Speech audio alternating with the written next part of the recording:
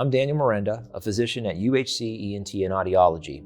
Today we're going to talk about noise-induced hearing loss and some of the things that we can do to protect ourselves from this type of hearing loss.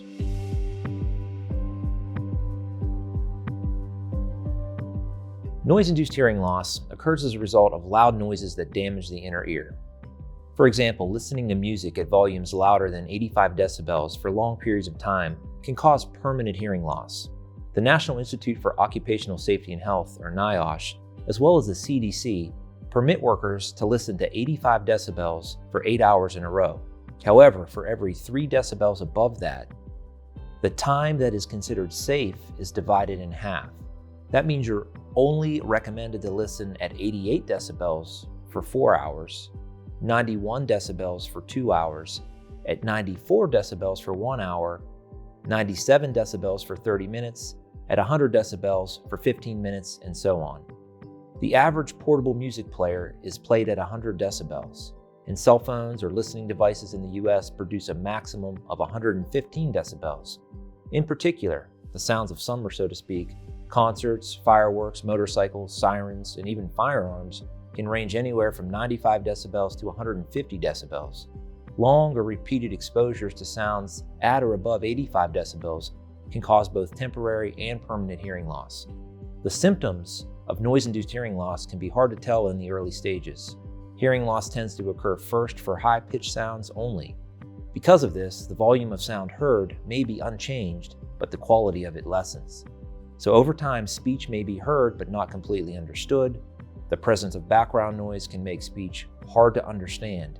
Also, ringing or buzzing in the ear, what is known as tinnitus, may occur as a result of noise-induced hearing loss. The Hear Who hearing screening app is a free app developed by the World Health Organization for mobile devices, which allows people to check their hearing regularly. The app is for people who are at risk of hearing loss or who already have some form of hearing loss, and it may be beneficial. Very loud sounds damage the hair cells of the cochlea, and this is the hearing part of the inner ear. These are very sensitive structures, and they're consisted of small sensory cells that convert sound energy into electrical signals that travel to the brain, where the brain then converts them into meaningful sounds and words. Once these cells are damaged, hair cells cannot regrow and they lose their ability to transmit sound. When loud sounds are exposed to those hair cells for a short period of time, you may experience temporary hearing loss.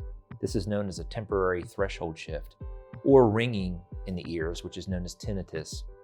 If the ear is exposed to loud sounds over longer periods of time, the hair cells can be damaged forever, causing permanent sensorineural hearing loss. So some helpful tips for protecting you or loved one's hearing include wearing earplugs, earmuffs, or other protection to lessen the impact of loud noises. This may not be fun for young people, but parents should encourage their children, particularly those who are musicians, to protect their hearing. Earplugs and forms of hearing protection can reduce sound energy by about 25 decibels, and that can mean the difference between healthy or lower hearing later in life. Keep all personal music players, smartphones, gaming devices, headsets, televisions, stereo equipment on a very low volume. If your children are exposed to other noisy environments or they work in places with loud machinery, help them to choose quiet activities in their leisure time. Remember, if you have to shout to hear yourself or someone else, or if you're experiencing ringing, diminished hearing, or a sense of fullness in the ears, especially after noise exposure, the level that noise is coming through is damaging. If you should have further questions or need to make an appointment, please contact UHC ENT and Audiology at 681-342-3570.